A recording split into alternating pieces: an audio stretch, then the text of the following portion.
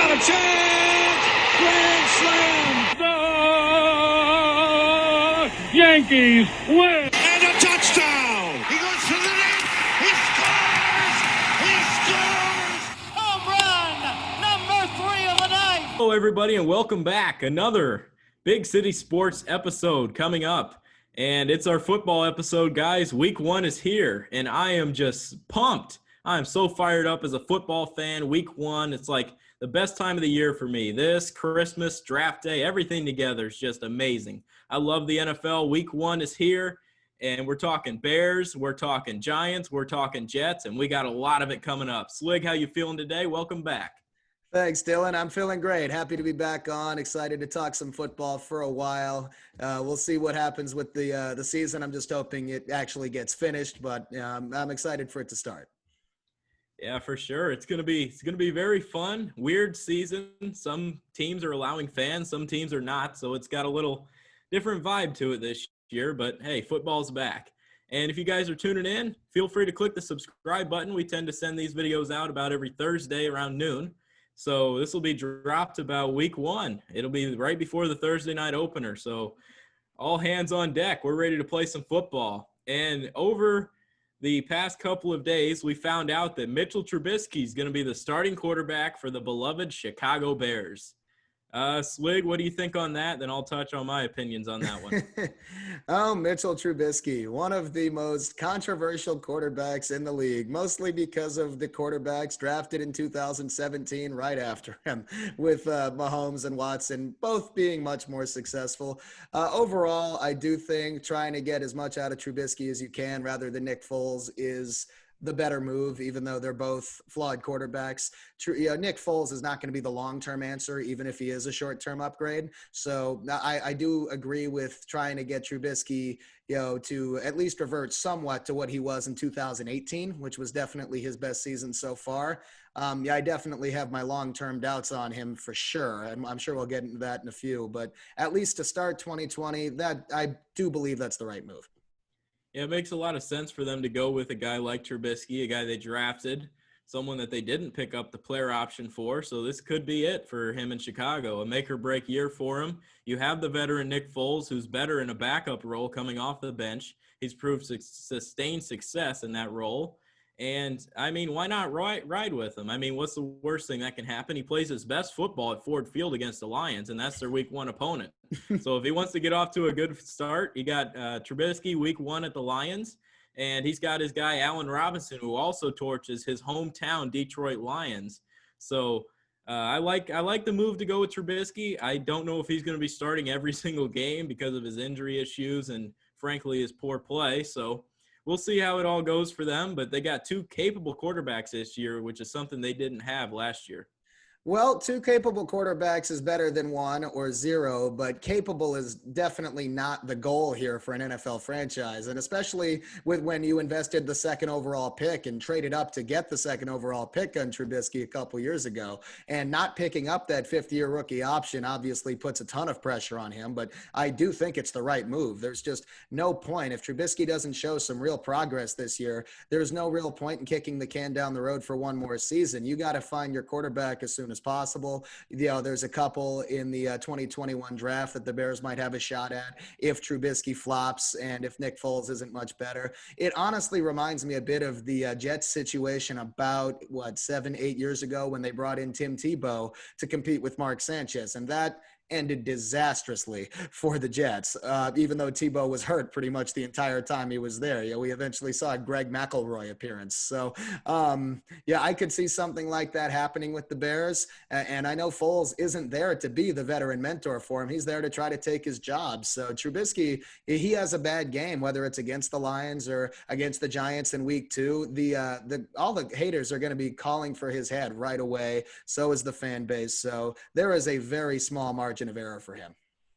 Yeah, and it brings me to this next question. The Chicago Bears are playing without fans at Soldier Field this year, and Mitch Trubisky's a guy that he isn't the most mentally tough quarterback. He's the kind of guy that walked around Hallis Hall and was upset TVs were on, and he's like, turn that off. So to not have fans might be better for him just to settle down and play good quarterback. But then again, it's the old adage that they used to say, if you have two quarterbacks, you don't have one. And I don't see it that way with the Bears this year because of how well each one plays off of each other. You see Trubisky, and you see what he can bring to the table, and then you see the Foles with the veteran backup. And it makes me think, so without fans, it would be very bad if Trubisky goes out and has a phenomenal year without fans in the stands, just goes and just is looking like the best. So they give him a huge contract. Fans come back, and there goes his play. Yeah, that would definitely not be the best long-term outcome for the Bears. I don't want to overhype the lack of fans. It might help him a little bit. He's less likely to get rattled by the crowd atmosphere, whether it's at home or even on the road against the teams that have 10 or 20% fans in attendance. In comparison, that's going to be a non-factor. So what we need to see, or what Bears fans I'm sure want to see, is that evident on-field progress that it seemed like there were some signs of the first two seasons he was in the league before taking a massive step backwards last year. The mental processing, going along with the mental toughness, to me is his biggest weakness. He is not good at progressing through his reads. He's not that accurate of a quarterback. He surely is not a consistent quarterback. And when that mental clock is too fast, which it was for him at all times, to go along with that, let's say, shaky offensive line is the polite way to put it, all of that is a recipe for disaster for a young quarterback. And the Bears did absolutely nothing to address that offensive line in the offseason. The only notable thing that happened was Kyle Long retiring, and that's only going to make it worse. So I definitely have my doubts. I'm not blaming all of this on Trubisky, but I do not love his chances of really bouncing back to, let's say, 2018 form. Yeah, I don't think the signs are there. I don't think the line is there, and I don't think the skill position players are there. So, it's going to be really up to him. And however he plays, or if they do bench him, however Nick Foles plays, is going to determine how far the Bears offense can go. And I really don't think it's that far. Yeah, we keep talking about Trubisky a lot, but it also makes me think, could Matt Nagy be on the hot seat after a bad year this year? I don't know necessarily about the hot seat, but not only if Trubisky can't perform, he's got to run the ball. And if you look at the running back room right now, you got David Montgomery, who went down with a groin issue. It's not that serious. He might miss a week or two, but the initial reports were that he might have lost an ACL on that play. So anyway, he's trending upward. But outside of him, your two running backs are rookie Artavis Pierce, and you got Ryan Nall. And you're trying Cordero Patterson back there, and Tariq Cohen can't run north-south. He's more of an east-west guy. And Matt Nagy doesn't run the ball. I mean, I guess if you don't have a good offensive line, like you mentioned, the loss of Kyle Long is a little bit of a loss there because, I mean, he does bring the veteran leadership, but he was banged up a little bit last year. But if you don't run the ball, you can't get balance to throw it deep. And they're just going to be sitting on these trick plays and end arounds and all the stuff that Nagy tries to get too creative with that it's a little over Trubisky's head, I think. Absolutely. When Trubisky struggles, to process, reading defenses and going through his reads, that is going to make it more difficult for him to grasp the more complicated type of trick play. But at the same time, I'm not a huge fan of Nagy, and I do think his seat will be at the very least warm if the Bears don't win at least 9 or 10 games this season. I understand why he's trying to get creative, because the Bears offensive line, frankly, is terrible and, is unlikely to improve this season. So, when it's you're trying to run the ball or throw the ball, when there's not more than a second or two for that play to develop, then they're not going to get any sort of easy plays, whether it's running the ball or whether it's throwing the ball. So they're not really going to have a choice but to try to trick the defense here, because Trubisky or Foles is going to be under a lot of pressure all season, no matter what. Even if they do play well, the offensive line is just not going to be an elite unit for that team. So Nagy's going to have to get creative to an extent. Tariq Cohen, like you mentioned, isn't really the north-south type of runner, but honestly, I don't think David Montgomery is either. He was only averaging about 3.7 yards a carry last year, and while the offensive line was definitely part of that, his lack of vision is definitely a problem as well. He kind of reminds me more of a Rashad Jennings than anything else. So, I do think the talent is still there. He's still very young, but, similar as a quarterback, you don't have a good running or offensive line that can open up holes, whether it's a gap or zone scheme. Montgomery's not going to thrive either. Yeah, I agree with you there. David Montgomery, he's an interesting running back. That comparison with Rashad Jennings is spot on, I believe, especially early on in his career. You don't know what all he's going to bring. But shifting gears to the defensive side of the ball, a very prominent defense. Eddie Jackson switches back to his free safety position, I believe. He was playing strong safety when they had Clinton Dix in there last year. They tried to replace Adrian Amos, didn't work. He went to a division rival and got the best of them week 1 last year with the Packers-Bears on the Thursday night game. But Eddie Jackson's returning to his position. They brought in Leonard Floyd. Not Leonard Floyd. They had Leonard Floyd, brought in Robert Quinn. So anyway, the Bears defense is looking somewhat pretty solid again. They're switching positions back. You got Fuller at the corner position. You got a lot of great playmakers on that team, Roquan Smith, and you got Khalil Mack hoping for a bounce back year. No Eddie Goldman, though.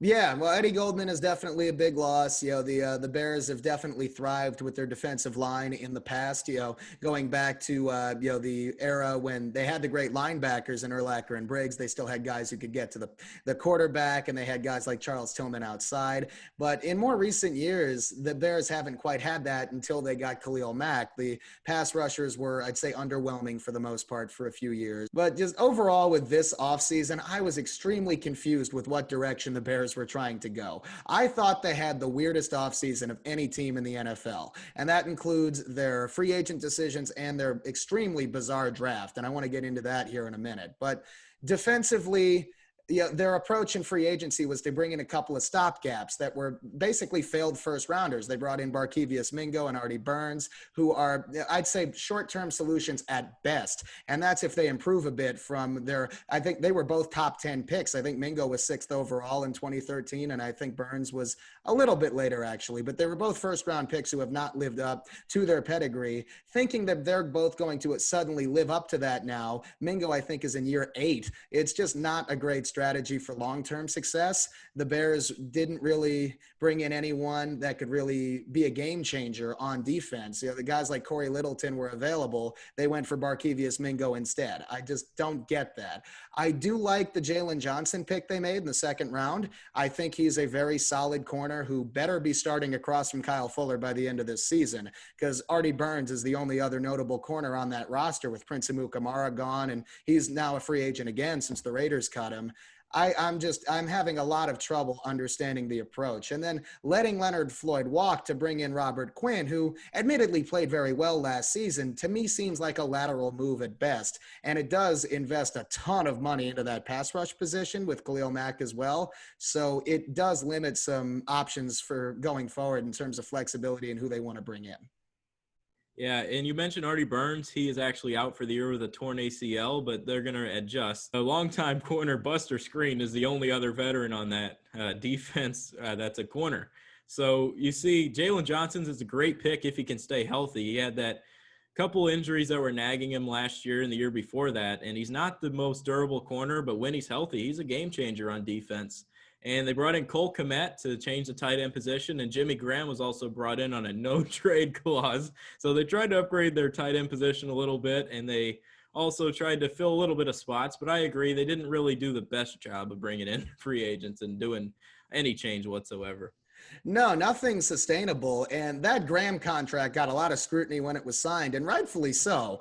Graham is a skeleton of his former self, and him and Cole Kmet, who I think – was the best tight end in the class, but it was a very weak tight end draft this year. I think I had Cole Kmet as a 3rd-round talent. Well, I do think he will make some sort of impact. Those two this season, I think, are unlikely to really replace what Trey Burton brought to the table. And I think we all kind of knew that he was going to depart in free agency, but that's just such a weird approach to me, is to get somebody who's clearly past their prime and then get somebody who clearly needs a lot of seasoning in Kmet in the draft to they're thinking their skills will offset and they'll morph into a hybrid Trey Burton by combining both of their skills. It's just a weird approach to me. And they did lose Taylor Gabriel as well, and he was, to me, one of the keys of that offense in terms of being one of the few players outside of Robinson who can really break a defense or stretch the defense. And you need that when you have a bad offensive line, so the defense can't just sit on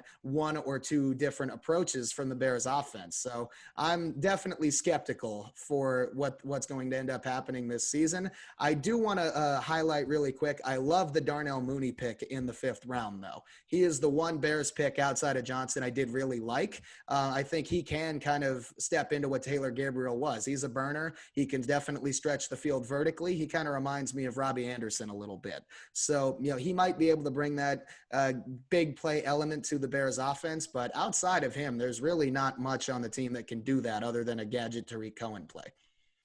Yeah, there's a decent amount of speed on that team. You mentioned Cohen and then that rookie, and then they also have Cordero Patterson, who might not have a role this year. They're trying him as a running back, but I mean, he was a longtime receiver. He's probably going to be their primary kick returner, and we'll see how they handle the punts. But Bears outlook this year, what do you think their record is before we get over to the Giants? What do you think the Bears are this year? My initial thought here is either 6-10 or 7-9. I don't have a ton of hope for them this season. I did not like the approach. I just don't see them really doing anything drastically different from what they did in 2019. I think they'll be a painfully average team that has a lot of clear flaws, even on their best day. It just, to me, is not a great recipe to improve by 2 or 3 wins to get back in the playoffs. I'm actually going to counter with what you said, and I'm going to go with a more bold approach. And for those of you that don't know me or anything like that, I am a 100% neutral football fan. I follow everybody, and I will give advice to any team. So I'm just going to go right here and say, I think the Bears, 2018, they went 12-4. Okay, then they regressed a lot last year and finished 8-8. I think they split the difference this year. They bounced back a little bit, but not too much, and they finished with a 10-6 record in 2nd place. And I don't know who's going to be the starting quarterback by the end of the season, which is kind of bold for me projecting a team at 10-6, not knowing who the quarterback was. But I was also someone that was high on the Titans last year because of strictly Ryan Tannehill. And if you think I'm kidding, I will send you the date and times of when I said that. But anyway, I think they go 10-6. You get bounce back performances out of Khalil Mack. You get some gadget plays. Hopefully they can score on offense, and hopefully a healthy David Montgomery the rest of the season that can actually run the ball. And you mentioned earlier about David Montgomery's yards per carry, but how many carries did he get per game? I want to see, like, maybe he's a volume guy. You see, like, Adrian Peterson, Leonard Fournette, they get in a volume and they start getting the workload and they start taking off. If he gets 20 carries a game, you never know what can happen with a back like that. Yeah, that is definitely something to consider, but I just don't see it being a big enough difference. If a team has a bad offensive line, it's going to severely limit how many points they can put up. And the Bears' offensive line was a problem all of last season, and they did absolutely nothing to address it. We've seen that cause multiple years of regression from other teams, including the Giants in the recent past. And the Bears, literally getting worse on the line with Kyle Long retiring is just not the right approach to me. And it's definitely not going to help Trubisky or Foles out behind that line with shaky play and constantly being under pressure. So when that's the case, as much as the defense does have talent and definitely can bounce back, it's going to limit how many games they can win. Yeah, and the guy replacing Kyle Long is actually a 6th-round pick out of Notre Dame who's 2 years off of a ACL surgery, and not this year's 6th-round pick. A while back, he spent some time on the practice squad. It'll be Alex Bars. He's going to be starting at right guard. So he looked good at Notre Dame, but that was before his ACL and 2 years removed. Well, but Jimmy Clausen looked good at Notre Dame too, and look how that worked out. Ouch. Speaking of the Bears. You're hurting me. Anyway, we're going to switch gears over to the Giants. Swig, how do you feel about your Giants going into 2020? Well, yeah, that's kind of the thing. You mentioned being a neutral football fan. I am not a very big Giants fan here, and I'm a pretty cynical one at that. I do not feel very good about their chances going into the season. We could definitely break down their offseason and their, let's say, flawed roster here in a second. But overall, even on their best day, they're in the middle of a rebuild. They are at least a couple years away from being a legitimate playoff contender again, even in a pretty shitty division in the NFC East. But overall, there are a lot of things that happened this offseason that have only further clouded the Giants' future, and I'm sure we'll get into that here in a second. But I don't see them winning more than 4 or 5 games. Yeah, it's an interesting division there in the NFC East. They have teams, the Washington football team, they got the Eagles, and they got the Cowboys. So uh, I think they could take care of business a little bit, but like you said, low win total for the Giants this year. But how do you feel about Daniel Jones? First of all, we want to get your opinion on Daniel Jones out there right away. Well, yeah, Jones is obviously going to be the key for how far the Giants can go this season. Just like any other team, the quarterback is the most important piece. I thought Jones was more good than bad last season, and I'm absolutely willing to be patient with him for a couple more years. There is definitely talent there, but similar to the Bears and the Jets, the Giants' offensive line is a major weak spot, and that definitely led to a lot of turnovers. The fumbles are obviously a huge problem that we need to help fix with Daniel Jones. Yeah, nobody's going to doubt or deny that one. But there were definitely some great signs. Unlike Trubisky, I do think Jones reads defenses and progresses through his reads pretty well. The mental toughness is more there than the physical toughness because he has had some injury concerns going back to his days at Duke. But his ball placement is usually a strength. He's able to make difficult throws. He is usually smart enough to throw the ball away when nothing materializes. And unlike Eli Manning, he is able to extend plays with his feet to a certain extent. Even at Eli's best, that was never his strength. Daniel Jones can add that dimension to the offense. But I do expect to see some improvement to a limited extent, especially if the Giant skill position players can stay on the field. But the offensive line still has a lot of major question marks, and Jones is learning his second playbook in 2 years now that we have Jason Garrett as the offensive coordinator. So there's definitely going to be a learning curve for him. And with a pretty mediocre offensive line at best, it is going to lead to some struggles, I'd say, this season at the very least. Yeah, and one thing I don't like too much is having young quarterbacks keep getting new coordinators, new offenses year after year. And you see what it's done to Josh Rosen, even going back to his college days. He's had a new offense for 5 straight years, and you wonder where he is. He's at a practice squad right now with the Tampa Bay Buccaneers, and he was a first-round pick. And, I mean, it absolutely destroyed the guy. So I really hope that what Jason Garrett brings to the Giants is something that is consistent for Jones and something he can build on, both as a developmental standpoint and also some success.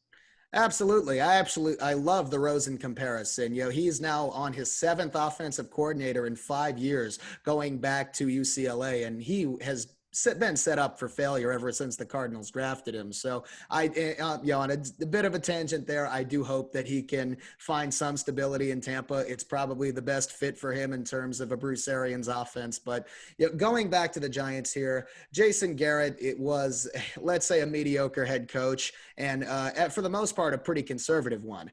Even on the Giants' best day here, best case scenario for this season, we're not going to win more than 6 or 7 games, most likely. I want the Giants to be more aggressive in short yardage situations or in closer games. We're not going to win that much, so we should try to be more aggressive instead of punting on 4th and 2 from the other team's 35, which Jason Garrett did way too many times, in my opinion, especially with the NFL evolving into a much more aggressive game, unless you're backed up deep in your own territory. The one thing I do like about Jason Garrett is he was usually fantastic at getting the tight ends involved, and I think that could be a recipe for Evan Ingram to finally break out. He has a lot of talent, obviously. Yeah, and when he's healthy, he is one of the best tight ends in the NFL, and Jones can absolutely use him as a safety valve. He can be lined up all over the offense, if we want to line him up in the slot, or as a wide tight end right next to the tackle. So he can definitely make plays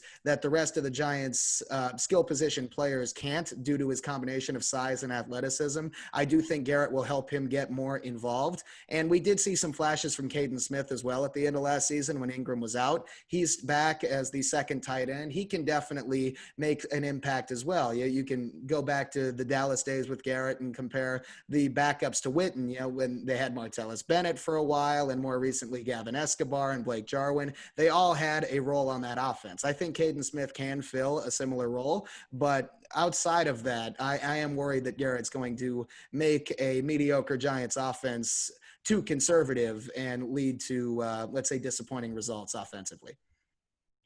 Yeah, the Giants have a lot of weapons, I think. And for a young team like that, for a young quarterback like Jones to have all those weapons, it's just a lot of the weapons they have are injury prone. You look at guys like Sterling Shepard, Golden Tate has a hamstring right now. You have Darius Slayton, who broke out. He looks really nice. But then you also have Evan Ingram, who's battled some injuries. You got Saquon, who was a little bit banged up last year. But I think the offensive line needs to get fixed first and foremost because they got the weapons. And if they got the weapons and a smart quarterback and a good playbook, it could all work out for the Giants. There is definitely, I'd say, an easier path to success for the Giants offensively rather than defensively. Even without Odell Beckham on the team anymore, there are some decent skill position players. You mentioned all the receivers, Shepard, Tate, Darius Slayton, and Saquon Barkley is obviously one of the best running backs in the league, if not the best running back in the league in terms of pure talent and his complete ability in terms of a runner and a receiver, although his pass blocking could still use some work. The one thing I want to outline that isn't getting enough attention, the Giants finally brought in a new offensive line coach. We brought in Mark Colombo with Jason Garrett. That is something I absolutely love. The Cowboys have had a well-documented, fantastic offensive line for the better part of 10 years. While we do not have that personnel as of yet, especially at the center position, the offensive line coach we had before was a guy named Hal Hunter. He came over under the Pat Shurmur regime. And frankly, he was, the nice way to put it is resistant to change, resistant to teach guys new techniques. The Giants were running mostly a zone blocking scheme for the last couple of years, which I only think made things worse. Saquon fits better in a gap scheme. He thrived in one at Penn State. I do think Colombo is going to bring more of that to the table. And he getting him to work with Andrew Thomas, who was our first round pick this year, and Will Hernandez, who's going into his third season, could make for a very strong left side of the line. We do have Kevin Zeitler at right guard, the one stable veteran on the offensive line, who I'm not too worried about as long as he stays on the field. But, we don't really have much at center. We don't even have John Halapio back. We're going to start a guy named Nick Gates at center, who's only started a handful of games in his career, and they were all at right tackles. So there is definitely a steep learning curve for him, whether it's a gap or a zone scheme. And then we got Cameron Fleming as the right tackle, who's only started, I don't think he started more than 7 games in a season in his career. And he wasn't going to be the starting tackle, but Nate Solder opted out of the season for health reasons. And that puts Thomas on Jones's blind side right away. It forces Fleming into a starting role for the whole season, assuming he can stay on the field. I do think Colombo's influence and his track record as somebody who can get the most out of his offensive linemen will help. But with the limited practice time and the weird off season, it's definitely going to be a steep learning curve. So I do think the Giants offense could improve later in the season as they start to gel if they can stay healthy. But that's obviously a huge if. Yeah, and I also wanted to talk about some news that broke recently, and that is that DeAndre Baker has been cut by the New York Football Giants, and it's sad that his career is sort of winded down, but Swig, I know you're very opinionated on everything that happened in DeAndre Baker in his short career with the New York Giants. DeAndre Baker had a ton of red flags going into the 2019 NFL draft. And I do think part of his failure reflects very poorly on our general manager, Dave Gettleman, who I'm not a fan of. I will say that unequivocally right now. He has made several egotistical and short-sighted moves because he's a stubborn 68-year-old man. And the Baker pick is one of the best examples. Now, he never had a criminal record at Georgia, so there was nothing, to lead him to believe necessarily that he was going to allegedly rob people at gunpoint at a poker game. I understand that. But there were several teams in the NFL who didn't even have DeAndre Baker on their draft boards because of the red flags in terms of his lack of professionalism, lack of maturity, lack of work ethic and discipline. All of those things shine through in Baker's one and only season with the team last year. Janoris Jenkins was getting pissed off at that as well as Antoine Bethea, some of the veteran members of the Giants secondary last season.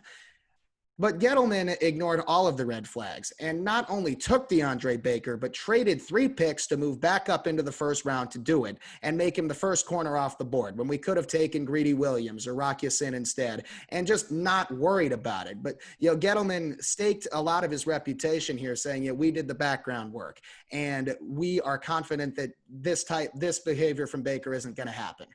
Gettleman is, at the end of the day, not responsible for DeAndre Baker's actions, but he vouched for him. And one season in, Baker's out here making a complete ass of himself, doing stupid things he doesn't have to. And it fits right along with all of the red flags about him going into the 2019 NFL draft. So for now, I'm just going to ignore the fact that it's only going to make our bad secondary worse in 2020. All of these red flags were ignored. And now a first round pick has already been, is already a sunk cost after one disappointing season. That is not how you rebuild a team. It's just not the right approach. And Gettleman's stubbornness and belief in himself only exacerbates the situation. So you look at the Giants corner room. I'll transition to back on the field. We bring in James Bradberry as a free agent. He was our biggest signing. He is a very good but not great corner who I thought was going to play well across from Baker in our new coordinator Patrick Graham's system. But now that Baker is not on the team and is probably never going to play football again, Sam Beal was going to step in theoretically as the other corner, but he opted out of the season for COVID reasons. So we bring in Logan Ryan instead, and he has to learn a new program or a new playbook, a new system in 2 weeks. And while I do think he will make an impact that is at least somewhat positive for the Giants, it's obviously not an ideal situation. And the Giants defense in general has sucked for the better part of 10 years. Yeah, Logan Ryan, that's a great addition to the team. Once he gets acclimated, I think he's going to be one of the best corners on the roster for sure, probably the best defensive player on that team. And Logan Ryan, he looked at him with the Titans last year. He made that memorable pick in the postseason to get Tom Brady, his former teammate, kick them out of the playoffs, move Tennessee on. But Logan Ryan, he's going to be pretty solid for the Giants. He's going to step in there. I have a question. So the cornerback room's a little bit damp. Do you think that they keep Julian Love at safety, or do you think they bring him back to corner how he was with Notre Dame? Okay, I'm going to go on a different, answer that a little bit differently. I wouldn't worry about the position label too much. The Giants brought in Patrick Graham to be their new defensive coordinator, and the key to his system is versatility. So players will line up in a bunch of different looks, especially in the secondary. So we will see Logan Ryan take some snaps as an outside corner, for example, but we're also going to see him line up in the box on some plays, and we're going to see him line up as a safety on some plays. So, and that was going to be a major role for Xavier McKinney to fill in his rookie season. But unfortunately, he broke his foot a couple of weeks ago and is going to miss the season. So I wouldn't worry about that position designation too much in the Giants defense. They're going to throw multiple defensive fronts with the defensive line. They're going to disguise their coverages, disguise their blitz schemes with all levels of the defense. So if you really want to put a definition on it, I do think they keep Love at safety because our safety depth isn't great either, especially with McKinney hurt. We still have Jabril Peppers back there, but Julian Love looked better as a free safety than he did as a slot corner. But all of those guys outside of Bradberry, who should be locked in as the outside corner, are going to be lining up in a bunch of different places all over the field. We're going to see a lot of different concepts from the Giants in terms of defensive fronts. We'll see some 4-3, we'll see some 3-4, we'll see some 4-2-5. So Julian Love, along with the rest of the defense outside of maybe Bradberry, is going to line up all over the field. Yeah, and you were opinionated on the Xavier McKinney pick when he originally got drafted. Obviously, the unfortunate injury, you can't really go back in hindsight 2020. That has a different meaning nowadays than it did, say, last year. But anyway, we're going to see, what do you think about their pass rush and then also their linebackers and their pass rush? Because we haven't really addressed those areas as of late with the Giants. And also, what was your opinion on Xavier McKinney's pick on draft day? Well, I'll start with the front seven for the Giants. It's extremely underwhelming, to put it lightly. The Giants haven't had much of a pass rush at all outside of Jason Pierre-Paul in the last 8 years. And Pierre-Paul has had an interesting career arc at best. He's been pretty inconsistent. So the Giants' best pass rusher last year was Marcus Golden, who we do have back after we used the rare unrestricted free agent tender on him. He's going to play for basically the same salary he did last year. Fine. He had 10.5 sacks. He was a legitimate threat off the edge. But outside of that, we bring in Kyler Fackrell as our biggest marquee pass rushing acquisition. Fackrell had one good season in 2018. And other than that, his career high in sacks, I believe, is 3.5. So we can't count on him for too much. The Giants do have a decent amount of depth at defensive tackle, but I've made my feelings clear on why did we trade for Leonard Williams and give up a third-round pick for it? Nothing personal. It's just a bad way to utilize your assets. I do expect to see some improvement from Dexter Lawrence on the inside. We still have Dalvin Tomlinson, who's a very underrated player on the inside, along with, to a lesser extent, Williams and BJ Hill, who's still sticking around. But the only players we have outside of Fackrell and Golden who might be able to step up a little bit and pressure the quarterback are Lorenzo Carter and O'Shane Jimenez, who were third-round picks in the last couple of years, who occasionally have shown flashes but have not been consistent. And expecting one of them to turn into the next Justin Tuck is a little unreasonable, especially with how much we're going to rotate our relatively deep defensive line room. And then moving on to linebacker, that's been a weak spot for the Giants for as long as I can remember. Even when the Giants were good and winning Super Bowls, outside of Antonio Pierce, we did not have much at the linebacker position. When we won Super Bowl 46, for example, Chase Blackburn was the leader of the defense. And while he was decent, we signed him off the street right before the playoffs. So it's a position the Giants historically have not really addressed since, other than when they had Lawrence Taylor and Carl Banks in the 80s and the 90s. We bring in Blake Martinez, who's had a decent NFL career. He racks up a ton of tackles. He did for the Packers. But similar to what Alec Ogletree was when we had him, he can't cover tight ends. It's been a big problem for the Giants for a long time. Jason Witten, Jordan Reed, Zach Ertz, they all torch us every time we play them. And I thought that Xavier McKinney, even though he's a safety by trade, was going to help with that because we were going to line him up in the box. He can cover tight ends, but no other player on the Giants really can outside of maybe Jabril Peppers. And that's not really how you want to utilize him when his strengths are in the box and pressuring quarterbacks and running backs. So Blake Martinez, I think, is an okay stopgap. I wanted Corey Littleton as a free agent. He can actually defend as a passer. Blake Martinez can't. And Corey Littleton was only about $2 million more expensive as a free agent per year. They both signed 3-year contracts. Martinez is, to me, a very similar version of to what Alec Ogletree was the last couple of years. He will get a lot of tackles, but most of them are going to be in the second and third level after we've already given up 10 yards. And outside of that, we had a guy named Ryan Connolly at linebacker, who was our 5th-round pick last year. He did show some flashes the first 3 or 4 games of last season before he unfortunately tore his ACL. And for some reason, we did not keep him on the 53-man roster, and now he's on the Vikings. And I don't understand giving up on somebody with some potential after 4 games. It's just clear to me, at least, that the Giants do not value that position very highly, and it's going to lead to a lot of production from opposing tight ends at the very least. Yeah, that's great analysis, breaking down the entire defense of the New York Giants. So, prediction time with the Giants record. You mentioned theirs earlier, but I'll give you another redemption at it. I think they go 5-11. The NFC is pretty deep this year, so I think they go 5-11 or. Yeah, 5-11. 5-11 for the New York Giants. It's very possible. Over the last 3 years, the Giants have won 3, 5, and 4 games respectively. While I do think there is at least some potential for a slight improvement, I don't see them winning more than 4 or 5 games. My original thought was 4-12. I'm going to stick with that. 5-11 is definitely possible, but there's only going to be limited improvement in terms of wins this season because there are so many holes on the Giants roster. One last question. Will this time next year, will we be talking about Trevor Lawrence as the New York Giants quarterback? No, that's not going to be a question. I do not think so at all. Unless we see an absolute, Trubisky squared type of regression from Daniel Jones, there's no way Trevor Lawrence is going to be talked about as the Giants quarterback. While we are definitely going to struggle and be pretty high in the draft order, I would assume next season, we're not the Jaguars. We're not there basically specifically selling out the whole team to try to tank for them. The Giants are, at least in theory, trying to improve and win games. So no, I do not think that will be a conversation.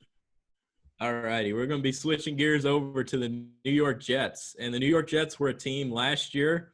Go ahead and laugh at me. You can laugh all you want from your side of the camera or your side of wherever you're listening to today or watching, whatever you're doing. Here we go. I picked the Jets to win the AFC East last year. and it hurt because they didn't come anywhere close. Sam Darnold got mono. The kicker struggled in week 1, and after that, it was just an absolute downhill disaster. I thought the acquisitions of C.J. Mosley, Le'Veon Bell, Trumaine Johnson, who's now, I think, out of the league, I thought they would have all been great signings for them to just mix. You got Jamal Adams back there. You had everybody on that team was starting to gel. You signed Jamison Crowder, and I liked how Chris Herndon performed at the end of 18 going into 19. He was hurt and suspended, so it was just an utter disaster for the Jets. And going into this year, I don't know how much better it's going to get. What do you think for the New York Jets? The New York Jets are and always have been a circus. And to an extent, that is still true. Now, there's going to be a theme with all three of the teams we've talked about here is that, focusing on a young quarterback. So we talked about Trubisky and Jones. Now it's Sam Darnold's turn. He's going into year 3, and year 3 is the time where teams are looking at their young quarterbacks to make that leap. The Jets, like the Giants and Bears, had a terrible offensive line last season and a very underwhelming set of skill position players as well. They got, I like Chris Herndon for the most part, and Jamison Crowder's okay, but the Jets did not have a guy who could go up and make contested catches against man coverage. Robbie Anderson was a burner who could stretch the field vertically, but that's it. And they did do some things to address that. They tried to address the offensive line. They drafted Mekhi Becton in the first round. And then at wide receiver, they drafted Denzel Mims, who does have a great catch radius in the second round. So I do like some of the things the Jets did in the offseason, but they still have a lot of flaws on that team as well. The offensive line is still going to struggle, and that led to a lot of Darnold's worst tendencies last year. Yeah, I was curious on how they went about their offseason, and it just makes me upset because when have you seen an Adam Gase running back succeed in his offense? Honestly, going back to his days in Denver and everywhere he's been, he hasn't had a good running back. He's had him on the roster. He just hasn't used him. He was in Miami, sat Damian Williams for like 4 years, and then the dude goes to Kansas City and wins a Super Bowl and goes off in the Super Bowl. He had Kenyon Drake there, who led the freaking Cardinals in rushing last year. I mean, he had the talent there, and he's out there sticking Jay Ajayi out there for maybe 16 carries, 15 carries. Run the ball. You got Le'Veon Bell. Run the ball. He brought his buddy Frank Gore in, and he's probably going to out-carry Bell this year. They drafted LaMichael Pirine. They tried trading for Kalen Ballage, former Dolphin player under Gase, but that fell through. Mm-hmm. And I'm just very upset with how Adam Gase handles the running backs. And I think this year's it for Adam Gase. Not only as a Jets head coach, I'm going bold. He's not going to coach another game in the NFL. I frankly don't think he should. I'll be very clear here. I think Adam Gase is the worst coach in the NFL and the best con man in all of sports. I don't know how he's gotten this far with this many jobs. And I want to specifically tie this to some of the reasons Sam Darnold struggled last season. Well, the Jets did finish 7-9, which is a decent record. They won 6 of their last 8 games. There were a couple of things I noticed when I watched Jets games, when I watched some film afterwards of Darnold specifically to see areas of weakness. Adam Gase did not adjust well to a bad offensive line and a quarterback who had very, let's say, jumpy feet, because of that, and was constantly anticipating pressure as a result, and rightfully so. Gase called so many long developing plays that their offensive line was unlikely to hold up for long enough for that to actually develop. And then on the rare occasions he did call for quicker timing routes or quick slants or something like that, if nobody was open, he never had Le'Veon Bell or any of their other running backs out in the flat as a safety valve. There was nobody for Darnold to check down to, which led to a lot of sacks and a lot of forced throws and turnovers. I just do not like him as a coach. He doesn't adjust well enough. And unless there is a drastic change in his style of coaching, I don't see him being the solution with the Jets. I do think Darnold can improve, and there's definitely some things I like about him, more so than Trubisky for the Bears, but I don't think the Jets are going to win more than 7 or 8 games with Adam Gase as a coach. He's too flawed. Yeah, and they frankly don't have the roster to win more than 7 or 8 games because that roster is not good. You look at the wide receiver depth, sure, they drafted Mims. They lost Quincy Enunwa. Robbie Anderson went to Carolina. And all they have is Jamison Crowder. They signed Chris Hogan the other day. Mm-hmm. And I don't know if he made the roster or not, but when they signed him, Jets fans were like, we found our number 2. Really? You found a number 2 wide receiver off the streets. Are you kidding me? I mean, that guy, he got cut by the Panthers last year. He couldn't even make the Panthers roster, who didn't have anybody outside of – actually, they had DJ Moore, Curtis Samuel, and a few gadget guys like that. But, I mean, Chris Hogan couldn't stick there. And he comes into the Jets, and I don't know where he is right now. I don't even know if he made the active roster. If so, he could be lining up opposite Crowder, and they're going to be rolling into the season. Well, the Jets wide receiver room has been pretty underwhelming for a long time outside of when they had Brandon Marshall. We've seen them bring in guys who have had very good careers. Just last year, they had Demaryius Thomas, for example. He's just not the same player he was. Neither was Eric Decker when they had him. And right now, as you know, outside of drafting Mims, which I do understand and agree with, I do think he at least starts to address a need. They still have Crowder, who I think is a decent slot receiver and has some solid chemistry with Darnold. The only other move they made besides Hogan was bringing in Brashad Perriman, who's frankly a bust of a first-round receiver from, I think, 5 or 6 years ago at this point. The injuries have definitely played a role, but Perriman, to me, is very similar to Robbie Anderson. He's got a lot of speed and can stretch the defense, but is not that guy who can make contested catches against man coverage like Brandon Marshall could. So I don't see a lot of productivity from the wide receiver room coming outside of hopefully some from Denzel Mims as a rookie. And I do think Crowder will have another decent season like he has since he was drafted out of Duke. But overall, it's just not an inspiring set of weapons for Darnold. And there were a lot of drop passes last year. So bringing in a guy like Perriman, whose hands are questionable, I don't think is going to solve that problem either. I do think Chris Herndon can make an impact to an extent, but I think the Jets' best course of action would be to get Le'Veon Bell and LaMichael Pirine involved as wide receivers as well, and make and call an offense that has a lot more quick and timing plays rather than plays that are longer to develop, because the Jets' offensive line is still going to be one of their weak spots. They didn't really have a running back that they threw to in an Adam Gase system for a long time. You go back through all the years. Ronnie Hillman didn't catch the ball. C.J. Anderson didn't catch the ball. Matt Forte caught it a little bit, but not so much in that offense. And then you go over to Miami. He didn't really catch it. And going back to Adam Gase just one more time, can you name a quarterback outside of Jay Cutler that has succeeded in his system? I cannot. Yeah, and Jay Cutler isn't the brightest guy in the room, so maybe two knuckleheads combine and they work well together. But man, so shifting gears to the defense, what do you like out of the Jets defense this year, and what are some things that you don't like? Obviously they got rid of Jamal Adams, but how do you think they'll address that need and what they need to do?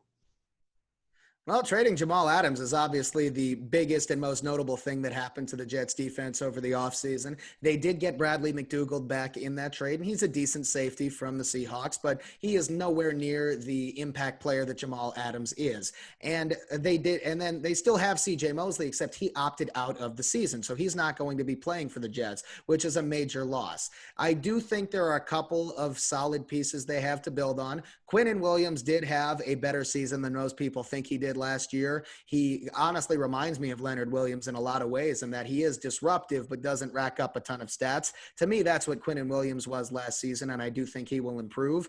And I did like what Bless Austin did for the Jets. You know, he was a day 3 pick. He showed some potential as a long-term corner, but outside of that, there are definitely a lot of holes all over that defense. They just traded the best player they had on it. And you mentioned Trumaine Johnson earlier. He might be the least deserving player to get $70 million ever outside of Brock Osweiler. So the Jets have made some very questionable free agent decisions over the years because they like to be splashy.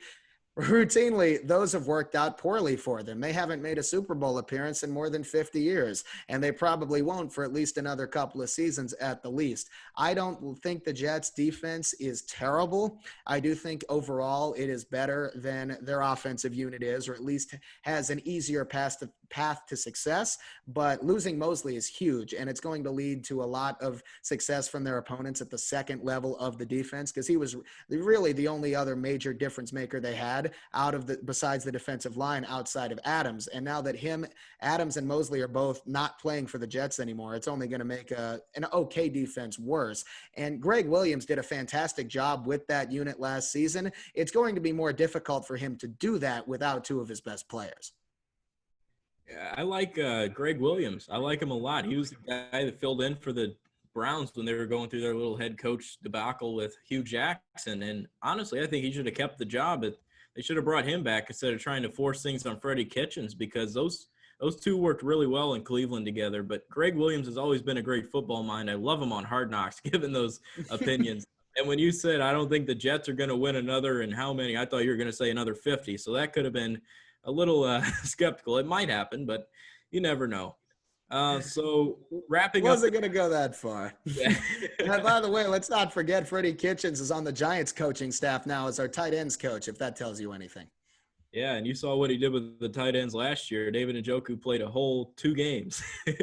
So Njoku's the third tight end on the Browns now, behind Hooper and Harrison Bryant. Yeah. So we're going to wrap up the Jets real quick. Record prediction for the Jets right now? I'm going to go with another 7-9 season. Okay. I think they're going to go – I need enough to get Adam Gase fired. I think they go 4-12. Just an awful season for the Jets. They're not going to look good. Le'Veon Bell's going to one out, and it's going to be a disaster. Maybe he goes back to Pittsburgh. Are you ready right now mentally to go ahead and make a Super Bowl pick, or not yet? There's especially in a season like this with so many variables in terms of the weird off season and the weird practice schedule and the weird elements of not having fans in the stadiums and knowing that teams are going to have COVID outbreaks at any time. There are a lot of moving parts here. So I could definitely make a Super Bowl prediction, but you never know what's going to happen to some of the best teams in the league in terms of injuries, and especially with the unpredictability of COVID. It is right now, I do think I could make a prediction of the Chiefs and the Seahawks, but I want that to I want to put in that little disclaimer that could definitely change here 2 weeks into the season, depending on all of these weird factors. I'm dead serious. I was going to go Chiefs Seahawks, but just to keep it entertaining, I love a team out of the AFC. You guys are going to think I'm absolutely nuts. Indianapolis Colts against the Seattle Seahawks in the Super Bowl. I think the Colts are going to be awesome this year. They drafted well. They brought in DeForest Buckner. They got a lot of talent on that roster. But I think it'll be Colts Chiefs in the AFC Championship. It'll be the Seahawks will have a clear path. I think the Seahawks will win the Super Bowl. I really love that football team. They got running back depth with Chris Carson, Rashad Penny, and Carlos Hyde. They got the weapons on offense. Just brought in Josh Gordon again, signed Greg Olsen, still have Will Dissly, Jacob Hollister. That entire offense is good, all led by Russell Wilson and a great head coach of Pete Carroll. Brought in Jamal Adams to that defense, which is already good with Bobby Wagner. That team is just going to be stacked. And most people are still riding the 49ers wave, but I think they might take a little bit of a backseat this year, but I think it's the Seahawks division to lose. No, I definitely like what they did, although I do still think there are some relative weaknesses with their offensive line. When you have Russell Wilson behind him, it doesn't really seem to matter, no matter how many times we think the Seahawks are going to be due for that regression. But just looking at that division, I think it's the Rams that are going to regress this year. Similar to the Bears, they did absolutely nothing to address their offensive line, which was a major issue for them. They bring in a couple wide receivers instead. Like, I like Van Jefferson, don't get me wrong, but that just is not the fix that they needed. So I'm going to go, the Rams finished last in that division. I do not see them winning more than 5 games, even though I like Sean McVay a lot. I don't like what they did. I do think a team to watch out for in the NFC that I think will bounce back a little is the Falcons. Even though I don't love what they did in the draft, I think they have too much talent to struggle as much as they did last season. I think they will, at the very least, bounce back to being a decent team.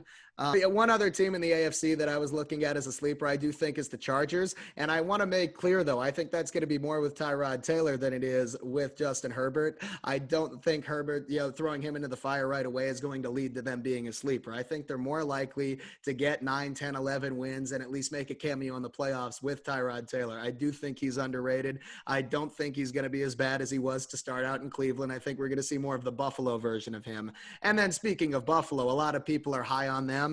I love their defense, and I do expect to see some improvement from Josh Allen. I don't think it's going to be a walk in the park for them to win the division like a lot of other people are saying, but I do think this could be the year the Bills finally win a playoff game, but I don't see them being a Super Bowl contender. Yeah, I got 2 AFC sleepers and 1 NFC sleeper. My NFC sleeper is the Arizona Cardinals. It's a very competitive division. They have great weapons on offense. Get your popcorn ready. Cliff Kingsbury offense is going to be clicking on all cylinders. You got weapons like DeAndre Hopkins, Christian Kirk. You got Larry Fitz in the slot doing his thing. You got Kenyon Drake back there, all led by Kyler Murray, who I think is a very underrated candidate for the MVP this year.